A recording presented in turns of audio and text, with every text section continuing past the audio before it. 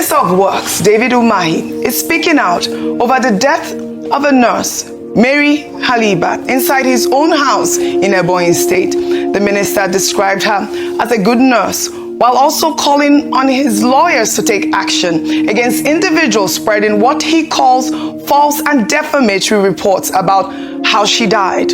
Speaking while inspecting work on the Calabar-Abuja Superhighway, Umahi dismissed claims that there was any secrecy around the nurse's death, saying her family broke down the door after they couldn't reach her and immediately called doctors from the Dave Umahi Federal University Teaching Hospital, where the nurse worked, who tried to revive her but failed.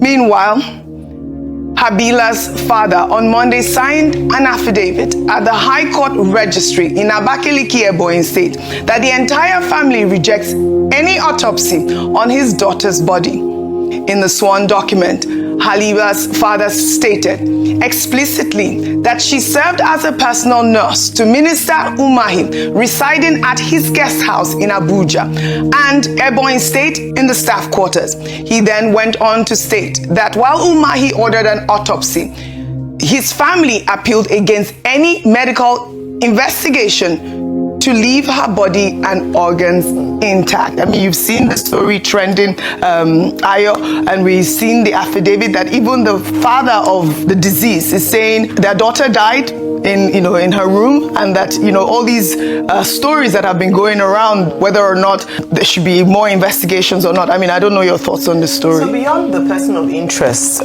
who is involved in this case, who is the Federal Minister of the Federal Republic, is that there's a human being that has lost her life in very interesting circumstances, and then there are questions being raised, and for that purpose, I believe that where someone dies in questionable circumstances or just to ascertain the nature of death, a coroner's inquest is called for. And this is what Omoyele Sowore has now called for in the public interest.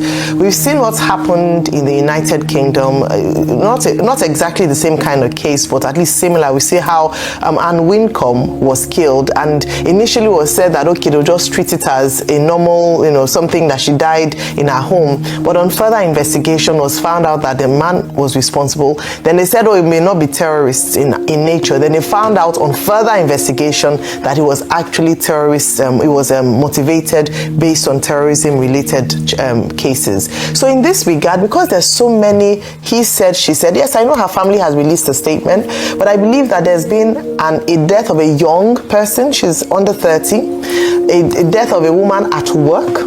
There ought to be a coroner's inquest at the very minimum. And also to be able to, for the person of interest involved, absolve, at least clear his name legally. Since he said that, okay, everything was overboard, to answer the unanswered questions. Let us have a full investigation. Let us have a coroner's inquest. We need to begin to do that in Nigeria. I know that culturally, cultural sentiments would usually mean that people would not like the idea of an autopsy because of how invasive it is. But in the interest of crime and criminality, we don't have such records. We need to begin to do that. And I do believe that there's a place where the state can override the wishes of the family to actually carry out an autopsy to determine the cause of death because of the circumstances of death. We don't need any more controversies around this. Let there be a full investigation instituted, and in the interest of the public, and even in the interest of the Nigerian state, let us have a coroner's inquest on to ascertain what truly transpired. It happened at work, and it's, again, whether it be anybody, this is what I would also recommend, irrespective of who it is in question. Gone too soon, really. May her soul rest in peace. But Habila's father also made it clear that he does not wish to proceed with the investigation any further, or any investigation, requesting that his daughter's body be released for burial. Now to some good news from Edo State. Governor Monday Okpebholo has pledged 1 million naira to each returnee that escaped from South Africa after violent xenophobic attacks. The governor made the announcement on Monday, encouraging the returnees, saying that there's nowhere like home. Let's take a look. I want to encourage you, please don't even think of it, saying I'm going back. You are better welcome home. So for me, you have not lost anything, just as I said. Everything in life have a beginning. If you identify what you want to do, come to us. We'll give you a soft loan to start up. For you to rearrange your house or other things, we'll give each of you 1 million.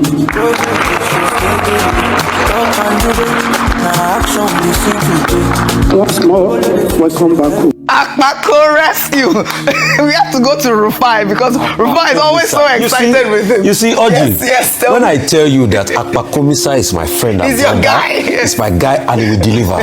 See what he did for them. Yes, so see what he did for them. He looked at them. He gave them low. He gave them money to settle. Yes. What else do you want from Akpakomisa? Yes. He pledged. He will pay it. He will pay it. You are rich enough. No. Akpako rescue. He will promise. He will do it. No. Just be clear. So you say he pledge. At least person will pledge and I go do him. Ororo not the way, someone not the go transfer. He has done it. Just your children be working. It doesn't matter. So what is it? He go credit the account. Yes, Akpako rescue quickly. It's as follows. Yes. That this Akpako rescue is something that should be emulated by other state governments. Yes. Because initially we had focused on the federal government. We were always calling on the federal government. Now what the Edo State governor has shown is that the governors also have a role to play. Yes. And there are still Nigerians in South Africa at the embassy in Pretoria who will also still like to come back home. Now the state governors can also support the federal government and organize the freight for them to come back home. And if they do so, and they follow this example the way they should, we will also be here to commend them as we say that Governor Akpakomisa, so let that become Governor Okpebholo, that Governor Okpebholo is doing the right thing, yes. Before we change his identity. I like this. Akpakomisa, He promised them the money and he gave them money. This is the tracksuit they were wearing. The guys, yes, he got tracksuit, he got them everything, and he really cares about his people. This is carrying the children. That is the message for the Talk again. Other governors must emulate this. Other governors must emulate. Chief Doctor High Priest Monday Okpebholo. All right. Good job, Governor Monday Okpebholo. But meanwhile, President Tinubu's special advisor, Daniel Bwala, topped the trends over the weekend after stating during an interview that many Nigerians who relocated to the United Kingdom are struggling with the high cost of living and working menial jobs below their qualifications. He argued that some Nigerians earning 60,000 naira a month in Nigeria are better off than migrants working multiple jobs abroad. Let's take a look. I want to tell you today, some of you in Nigeria who think you are suffering, you're better off than your colleagues that jackpot 5 years ago. I'll tell you, didn't you say adjust my seat? I am a resident of the United Kingdom. A Nigerian that finished with first class or second class now moves to the UK and then adds another degree. You know, majority of them where they are working, Kia Homes. As far as I am concerned, it's a modern day slavery. And I will tell you today, you know what they call in where I come from, they say mereno, like, you know, not it's less than house girl, because there are certain things that a house girl cannot do. The type of jobs they get there is less than that of a house girl as a master's holder in an economy that is supposed to place them where they collect the same money. When I was doing my master's, a friend of mine went and worked because he was getting money. He felt he needed more money, and he told me, boy, they go look for work. He went and worked. He got a job in a warehouse. Majority of them are Nigerians, PhD, masters. Guess their supervisor who? A boy that refused to go to secondary school. but because he's a citizen of the United Kingdom.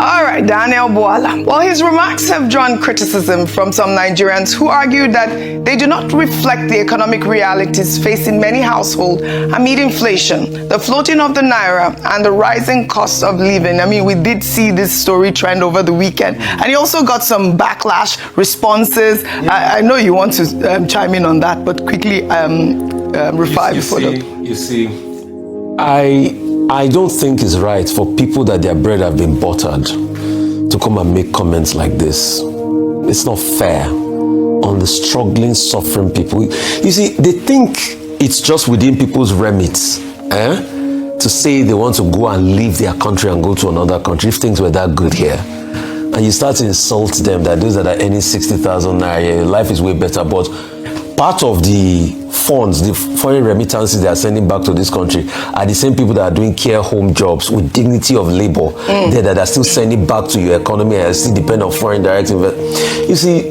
I don't want to talk further on this, but it just shows the disconnect, and may God help him. All right. Two things I wanted to talk about that. Two things. The reason why there's a difference in the UK working in these jobs is because there's dignity of labor, and you don't look down on a job that is legit, that they pay well, and the conditions of service is protected by the law. There's no job that is beneath worse than a house girl. A housekeeper, a housemaid in Nigeria should be proud of the work and contributions they make to a household. The difference is that the pay or remuneration is not commensurate, and the manner in which the Nigerian state does not protect its own people mean that people can take advantage of you when you're working in certain jobs. You don't find this often in other countries. The other part of it is that, yes, you can work in others. It's not just about job. The person that is working as a care worker, for instance, in the UK, when there's an emergency, ambulance will pick them up. They would go to the hospital. They have good health care. They have good roads. They have an enabling environment to grow. It's not the same here. So you can be a managing director driving a fantastic car in Nigeria on very bad roads or flood has taken. So these are the concerns. It's not just about money. It is the environment that people are living. I tell him that if the environment can be conducive enough, I have spoken to a lot of Nigerians who have jackpot, they will come back in a heartbeat. It is not because they want to live abroad. It is because the country is not conducive enough for them to stay. You think they're happy living Dr. Bat, we have to move quickly. We have to move. You wanted to okay, I was going to say that, anybody who tries to study the sociology of it will know that there is japa, and the opposite of it is japada. The people who japa, who go abroad, who abandon Nigeria, they do so mainly for economic reasons, because they want to be in communities where it means something to be human. And that's why they live. And whatever they do there is, in an age of globalization, you really cannot really stop it. But you can have the obverse, the opposite, the japada. If conditions improve in Nigeria and Nigeria becomes a land of opportunities, you will see that many of those people who jackpot for economic and survival reasons, they will jackpada. So what Mr. Bwala should be told is that the Nigerian government has a responsibility to make this environment a livable, safe, secure environment for everybody, so that even those who have left can jackpada. But not to ridicule people who live abroad. All right, there's since Let me tell you something. we have to go.